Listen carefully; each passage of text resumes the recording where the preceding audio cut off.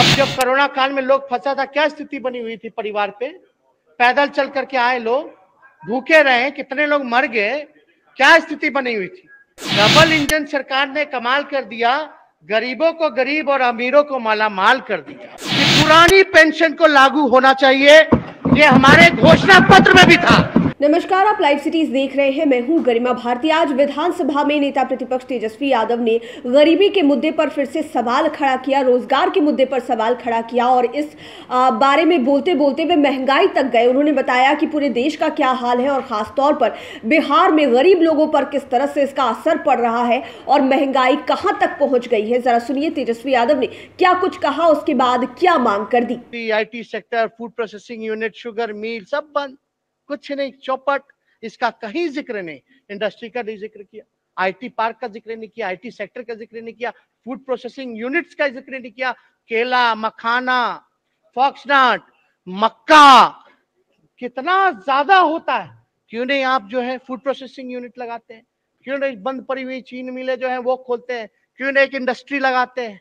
क्यों नहीं आप जो IT पार्क लगाते हैं, सेज लगाते हैं, SEZ क्यों नहीं लगाते? क्यों नहीं? क्या कर रहे हैं भाई?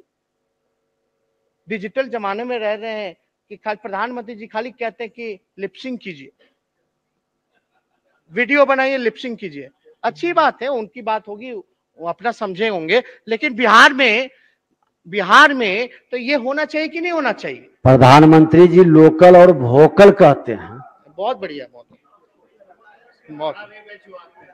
ठीक है, छोड़िए। अब बताइए, सबसे ज्यादा मैन पावर हमारे पास है, लेकिन उसका कोई उपयोग ही नहीं करता। कोई इनकार कर सकता है?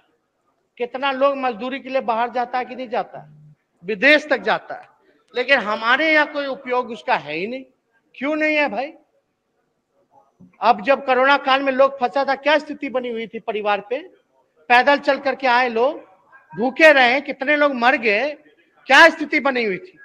तो महोदय, पलायन हो रहा है, हर दूसरे घर के लोग काम के लिए दूसरे प्रदेशों जा रहे हैं, और ये डबल इंजन सरकार ने कमाल कर दिया। डबल इंजन सरकार ने कमाल कर दिया, गरीबों को गरीब और अमीरों को मालामाल कर दिया। ये स्थिति है महोदय। अब महोदय, महंगाई पे भी हम लोगों को बोलना था कि हम एक पक्ष रखना चाहेंगे। 45 वर्षों बाद महंगाई सारे रिकॉर्ड तोड़ रही है। तेल, डीजल, पेट्रोल, किराया, मसाला, फल, सब्जी, चीज सब टैक्स लगा दिया गया, गरीब मर रहा है। तो इस पे एक शायरी, अपने हाकिम की फकीरी पे तरस आता है, अपने हाकिम की फकीरी पे तरस आता है, जो गरीबों से पसीनों की कमाई मांगे। महोदय, किसान बदहाल और कर्मचारी और मध्यम वर्ग पेंशन है, परेशान है। हमारी मांग है पूरी विपक्ष की, मजबूती के साथ हम इस सदन में रखना चाहते हैं कि पुरानी पेंशन को लागू होना चाहिए।